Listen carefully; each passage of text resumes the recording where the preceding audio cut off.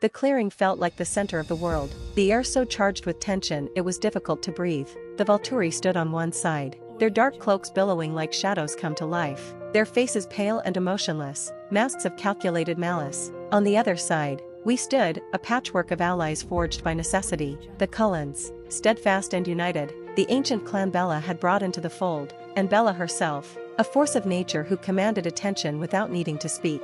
She was calm, her expression unreadable, but the air around her seemed to hum with restrained power. I stood beside her, close enough to feel the faint warmth of her presence. My hand brushed against hers, and though she didn't look at me, I felt her fingers tighten briefly around mine, a small silent promise. Whatever happened today, we would face it together. Arrow stepped forward, his smile as smooth and venomous as ever. "Bella," he greeted, his voice deceptively warm. "I must admit, I underestimated you. I didn't think you would go to such lengths to oppose us." Bella tilted her head slightly, her gaze fixed on him like a predator sizing up its prey. "You made a mistake coming here," she said, her voice calm but carrying an edge sharp enough to cut.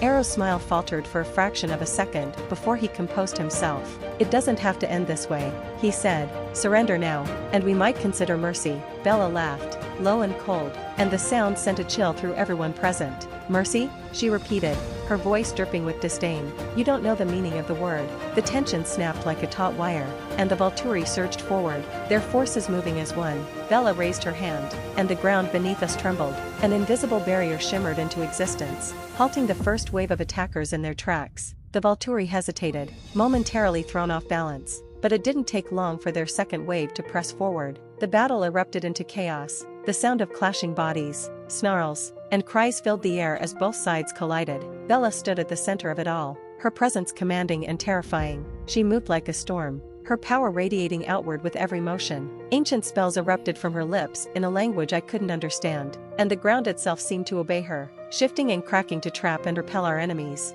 I fought beside her, every move driven by a fierce determination to protect my family. But even as I struck down one Volturi after another, my eyes kept drifting back to Bella. She was magnificent, an unstoppable force cutting through the chaos with precision and fury. And yet, there was a rawness to her, a vulnerability hidden beneath her strength. Every action, every spell, every strike was fueled by something deeper than power, something personal. She was fighting for me. At one point, a Volturi guard broke through the line, heading straight for me. I didn't have time to react before Bella appeared, intercepting him with a ferocity that left me breathless. She moved faster than I could follow, her body a blur as she brought the guard to his knees. With one final devastating blow, she ended him, her eyes blazing as she turned to me. "Are you hurt?" she asked, her voice urgent but steady. I shook my head, too stunned to speak.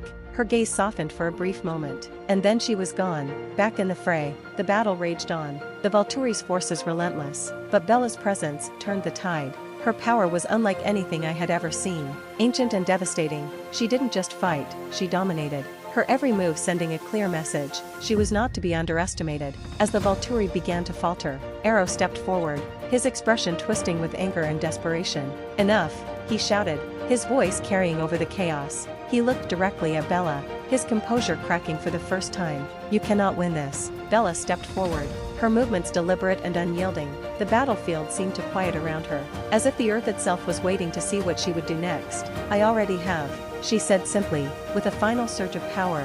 She unleashed a spell that sent a shockwave rippling through the clearing. The Volturi forces crumbled, their confidence shattered as they retreated under Arrow's shouted commands. The Cullens and their allies stood victorious, though the cost of the battle weighed heavily on all of us. When the Volturi were gone, silence fell over the clearing, broken only by the sound of heavy breathing and the faint crackle of Bella's lingering magic in the air. She stood at the center, her shoulders slumped with exhaustion, but her presence still commanding. Carlyle approached her cautiously, his expression a mixture of gratitude and awe. "Bella," he began, his voice filled with sincerity, "we couldn't have done this without you." "Thank you." Bella gave him a small nod, but her focus was already elsewhere. Her eyes found mine, and she walked toward me, her movements slower now, as though the weight of the battle was finally catching up to her. "Are you okay?" she asked, her voice soft, almost hesitant. I nodded, stepping closer to her. "Thanks to you," I said, my voice steady despite the whirlwind of emotions churning inside me. "You saved all of us." Her lips quirked into a faint smile,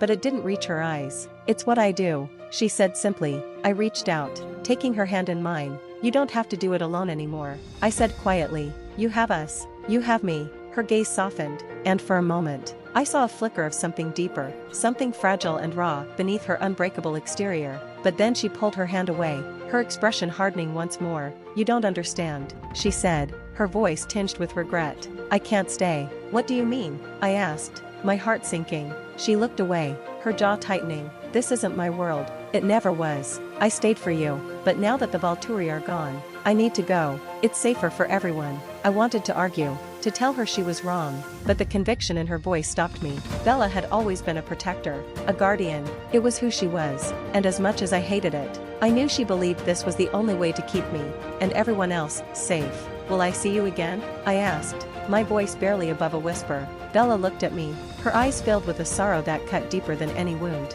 "Always," she said softly. "Whenever you need me, I'll be there." With that, she turned and walked away, her figure disappearing into the forest like a shadow fading into the night. The Cullens stood in silence, watching her leave, their expressions a mixture of gratitude and sorrow. Bella's absence was palpable, but her presence lingered in every quiet moment, every glance shared between us. She had fought for us, sacrificed for us, and in doing so, she had earned something none of us could deny, our eternal respect and loyalty. And for me, she would always be more than a protector. She was my mate, my strength, my reason to keep going. Even in her absence, I knew her loyalty was unshakable. Bella might have returned to the shadows, but her place in my heart, and in our lives, was eternal.